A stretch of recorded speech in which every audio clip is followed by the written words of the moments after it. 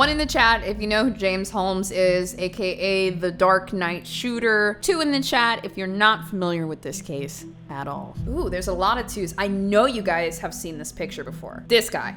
I know you guys have seen this man before. If you are not familiar at all, and honestly, I don't like to call this motherfucker the Dark Knight shooter. I hate the cool names thing, man. A couple of years in Aurora, Colorado, this case made like massive headlines because this guy, James Holmes, basically he was kind of a normal guy. He went to school, you know, he was in some kind of graduate or at least getting his bachelor program, seemed like a pretty normal guy. Sometime about a year or 2 before the shooting, he started getting a little weird. Started getting really reclusive, hiding up in his apartment. He was always on the website adultfriendfinder.com. Some of you old heads, you remember the banners for that. He was always on that website looking for hookups, looking for women, writing weird stuff in his journals, dyed his hair orange, and came up with a lot of very strange ideas. One idea he had was to booby trap his apartment with various bombs and objects and whatnot. And then he went out to a movie theater in Aurora, Colorado for the premiere of The Dark Knight. And he pulled up with grenades, semi-automatic rep weapons. He basically wanted to be the Joker. And he injured 70 people and ended up murdering 12 people, all trapped inside of a movie theater. And on top of that, he significantly traumatized every person that was in that movie theater for the rest of their life. This man has single-handedly ruined a lot of lives. Now, what's crazy about that is there are women that have been writing to him in prison for years. You guys know them, the hybristophiliacs. Now, in James Holmes' jail cell, he actually keeps photos of the women that have sent him pictures. I guess these are maybe some of his favorites. Maybe, I was gonna say at first as a girlfriend, but it looks like they're all a little bit different. He likes to keep these up on his wall. And also, he's getting a lot of very strange letters from different women that I guess support him. Oh, God. These people stress me out. This lady wrote James Holmes a letter and says, "Hi, James. I hope you're feeling okay. I just thought I'd send you $5 so you can buy a little something for yourself. Even though you've never met me, I want you to know that I care about you and your well-being.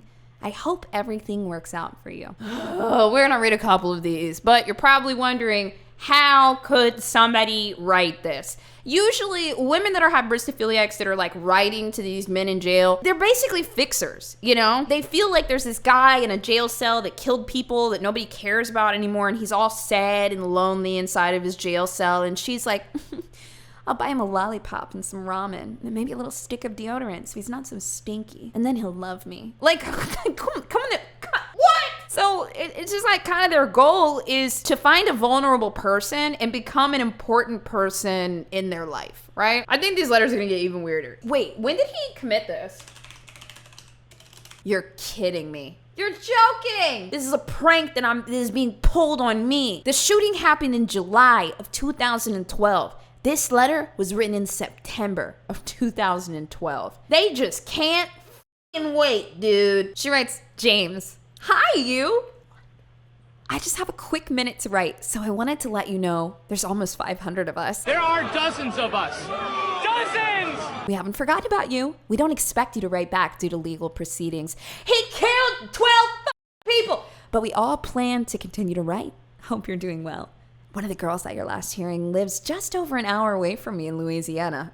They've all been bonding, like Addie's Knights from the Grand Amato case. I've never met her in person, but we're gonna try to carpool up there for one of the next hearings. I can't wait to be there to show my support." So this is what I mean. Liking James Holmes is an active trait between them. She's making friends because they all want to fuck James Holmes. And they're so excited to drive an hour out for the hearing. Like, this is her identity. You know what I mean? This is what I'm saying, guys. Don't make your identity weird shit. Your identity should be you. And liking James Holmes is not an aspect of your... Liking any killer is not an aspect of your personality. I haven't had a chance to get a recent picture of myself developed, but I'll do that tomorrow and write you again this weekend and send it.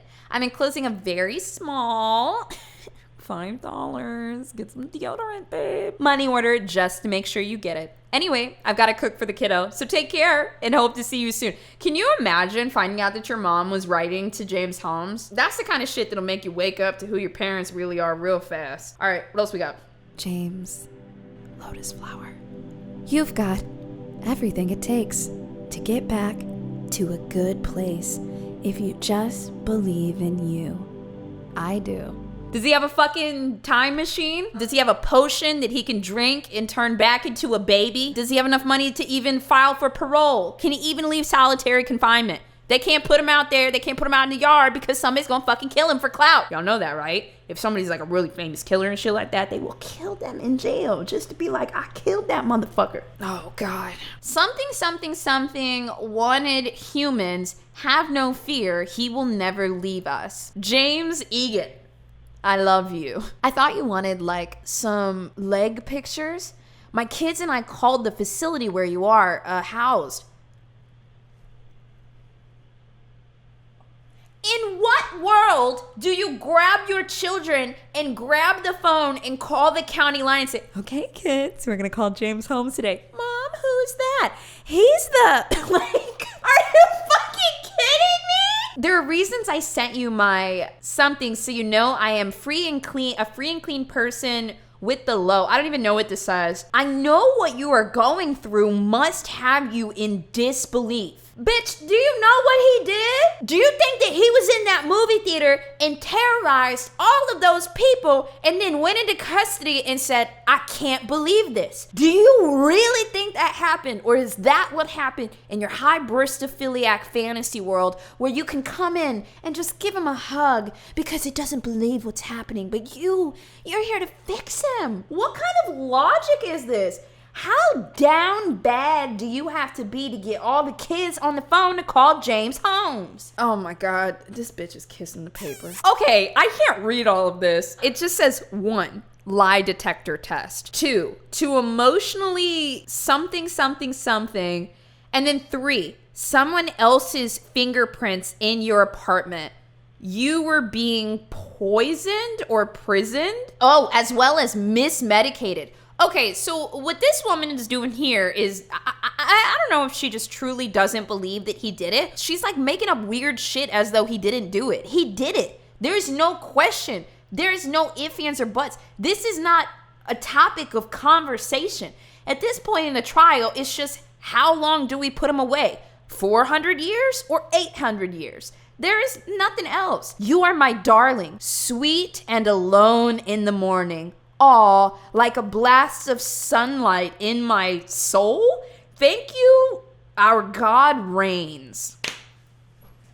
Honey, don't forget to wash the, honey, don't forget to wash the what? What is this? This is crazy. This is real crazy. Hi, James. I think it's been about a month since I first wrote to you, though I didn't really say much in that letter. It was pretty boring to say the least. I hope you're okay, James. I'm so worried about you. You're all I think about. I actually had a dream about you. Haha. I gave you a hand massage. No. She did not write on this single line paper that she is submitting to a jail that she had a dream about giving James Holmes a hand job. But that is what is written. I can't believe your cuts are gone or something. I liked them. I like a lot about your appearance. Your hair, you're handsome, your big hands and facial hair. You have really nice eyes. Dude, one of the like hallmarks of schizophrenia is like staring into your soul. You have really nice eyes. I read that you're rather tall. I like these things about you. I'll write you again really soon. Hoping you want to hear from me. Love, B. This one sounds like a lady that's been writing him for a long time, bro. James, you'll never guess. Actually, you probably will. That's what I mean. It sounds like she's been writing him a whole lot. But I have 2 flights booked to come to some of your court proceedings. First, I'm flying to Denver on October 10th for the October 11th hearing, and then again on November 12th for the November 13th hearing. Don't worry, I won't do anything ostentatious. It'll be a secret between you and me that I was there in support of you. Look for me, I guess. Some other girls will be flying out in November too, and I'm really looking forward to meeting them. What the fuck is going on? So, I have mixed feelings about the information being released later today. I want you to be able to have your privacy, but on the other hand, I feel like the public needs to be able to keep an eye on the judicial system so you get fair treatment, because we support you, James, and we know you didn't do it because all 500 of us want to fuck you. And right now we're doing together in unison, but if any of the other girls had you, we would all freak the fuck out. God, I usually have so much to say to people, but I always go blank when I write to you. Probably because you don't fucking know them. I guess one-way conversations are difficult, not to mention that you're incredibly mysterious, and I'm drawn to that. Anyways, lately in my mind, / entire life has been unraveling. Let me clarify things. 3 weeks ago, I was driving to work and I was exiting the interstate and this woman rear-ended me. The impact pushed me into the motorcycle in front of me and knocked me unconscious. I woke up to the police knocking on my window, and the woman who hit me used to work. Wait, does she have more letters? What? Was that the only one of that? I guess she's gone now. Honestly, I didn't really care about her motorcycle thing anyways. I mean, like, who knows if it really even happened. Okay. All right, let's see what else we got here. Dear James, hi, it's me. You're a stalker? Please, no restraining orders. You sure have been on the news. You killed people. A different look. Wow, that's good, I think. I saw in Fox some lady said you were in medical. I guess something housed in medicine would be better than other pods. She made it out to sound like you wanted notoriety for what has happened. Yes, I find that hard to believe. Of course you find it hard to believe because you want the version of James Holmes that you have drummed up in your head to match the reality, but it simply does not. Oh God, dude. You know, it's so weird. I feel like I see this a lot with like Columbine hybristophiliacs or like Richard Ramirez hybristophiliacs. This really funny thing happens in the Columbine fandom, okay? It's mostly people that are obsessed with Dylan Klebold. And I have a huge problem with this because when I was reading interviews from people that went to Columbine later, or like years later, that were reacting to the fandom of Columbine online, this interviewer asked them, what did they think? This one girl was so fucking offended that there were hybristophiliacs obsessed with Dylan Klebold and Eric Harris because she said, what these girls don't know is these guys were not cool. They were fucking weird. These were guys that you would have stayed away from because they were really creepy and uncomfortable.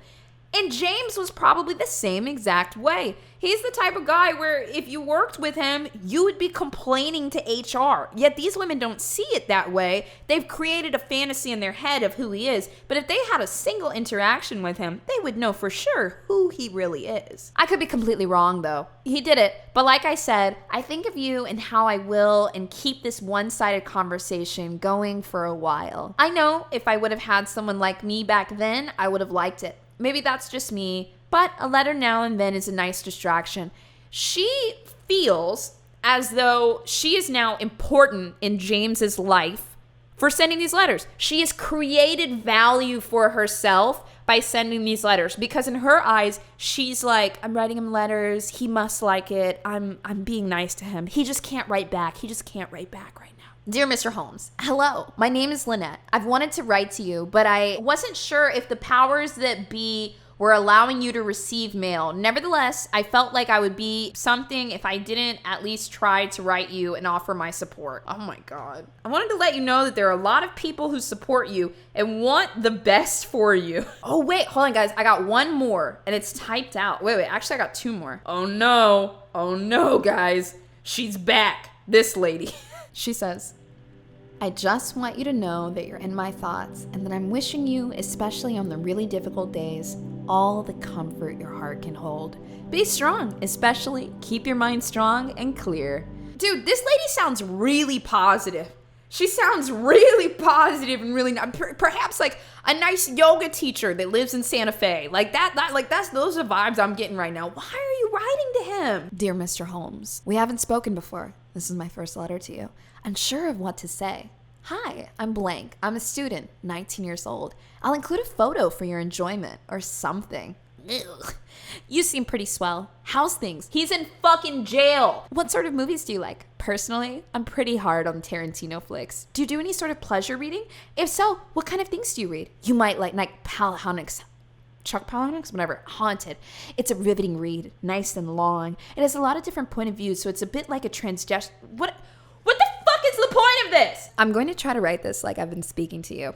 You've been warned. So yeah, I'm knitting this scarf thing that's the color of your hair. Coincidence was the main factor in that. It's autumn where I am, so pumpkins and Halloween is about a month and a half away. This is fucking crazy. I'm reading it in this voice because I know this is how she's writing it, okay? Like, it's just a summer day and she's just writing a letter to a lonely boy. And oh my fucking God, that lonely boy ruined the lives of hundreds of people. Most people like Halloween because it allows them to be something they aren't. But I always liked it because it allowed me to be myself. So I guess what I'm getting at is, are you a fan of Halloween? I can't. You're pretty groovy and you've got great hair. Okay, this bitch is not 19. Stop. Stop. Full send, not 19. Okay, this is a fucking 55-year-old woman parading her. Y'all remember the movie Catfish that actually started the whole fucking show on MTV? This is that same lady right now. You can't convince me otherwise. You're pretty groovy and you've got great hair. I don't want to assume we like all the same stuff, even though I'm actively doing that in my apartment. So what kind of stuff do you like? Books, movies, anything you feel like exchanging notes about, just go for it and I'll respond or won't respond if you tell me to shut up. Whatever you feel like. That was a doozy. That was an absolute doozy.